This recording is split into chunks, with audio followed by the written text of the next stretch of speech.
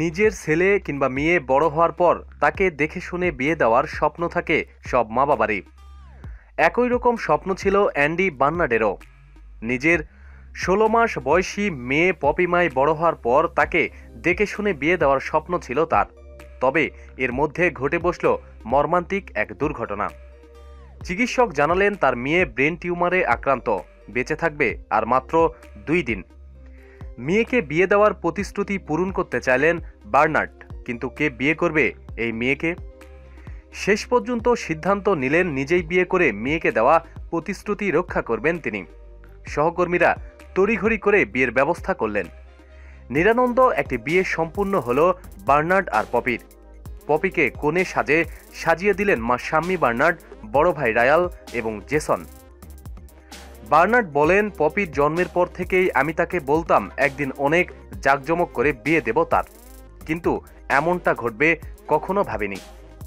চিরদিনের জন্য আমাদের হৃদয় ভেঙে গেছে, তবে মেয়েকে দেওয়া প্রতিশ্রুতি রক্ষা করতে চাইলাম আমি।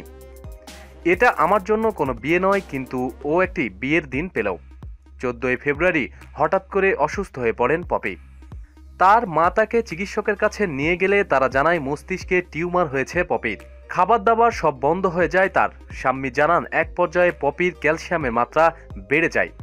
বার্নার্ড যুক্তরাষ্ট্রে থাকায় তিনি কাছে থাকতে পারেননি। ফোনে তাকে সবকিছু অবহিত করা হয়। হাসপাতালে ভর্তি করানো হয় পপিকে, কিন্তু সব চেষ্টাই ব্যর্থ হয়ে গেল। পপিকে বাড়ি নিয়ে যেতে বলেন চিকিৎসকরা। জানালেন আর বেঁচে থাকার সম্ভাবনা নেই পপির, মাত্র ২ দিন বেঁচে থাকবে সে। তাই তড়িঘড়ি করে তার বাবা সিদ্ধান্ত নিলেন মেয়েকে বিয়ে দেওয়ার প্রতিশ্রুতি পালন করতে।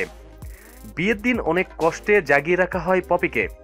বারবার বাবার কাঁধে ঘুমিয়ে পড়ছিল সে। পপির মা শাম্মী বলেন, আমি একটা পরীর জন্ম দিয়েছিলাম, কিন্তু সে আজ আমার কাছ থেকে হারিয়ে যাচ্ছে। আমি চাই মানুষ পপিকে মনে রাখুক। প্রতিদিন সব খবরাখবরের জন্য সাথেই থাকুন এবং সাবস্ক্রাইব করুন। ধন্যবাদ।